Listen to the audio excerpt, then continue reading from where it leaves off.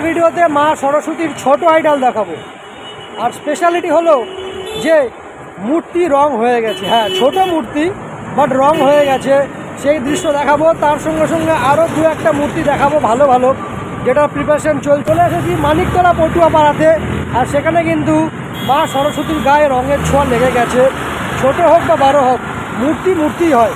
তো সেই রঙের ছোঁয়া দেখাবো তোমাদের, চলো সঙ্গে থাকবে। আর বলে রাখি, যারা যারা আমার চ্যানেলে নতুন, আমাকে প্রথমবার দেখছো, তারা প্লিজ চ্যানেলটিকে সাবস্ক্রাইব করতে ভুলবে না, অবশ্যই বেল আইকন ক্লিক করবে, নতুন নতুন আপডেট পাবে। চলো তাহলে ভিডিও শুরু করে দিই। তো মানিকতলা কুমোরটুলিতে রঙের পর্ব চালু শুরু হয়ে গেছে। দেখতে পাচ্ছ তোমরা ছোট ছোট সরস্বতী আইডল আজকে তোমাদের দেখাচ্ছি। ছোট মূর্তিগুলো রং অনেকটা হয়ে গেছে, আরও কিছু বাকি রয়েছে।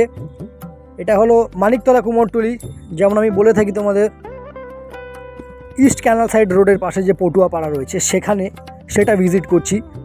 দেখতে পাচ্ছ কত সুন্দর সুন্দর কিন্তু ছোট ছোট মা সরস্বতীর মূর্তি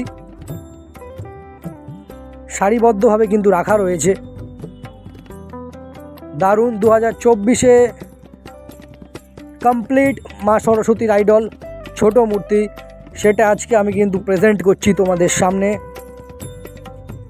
এরপরে আরও দু একটা বড় মূর্তি রয়েছে ভিডিওর শেষের দিকে, সেটা কিন্তু তোমরা অবশ্যই দেখবে, চোখ রাখবে।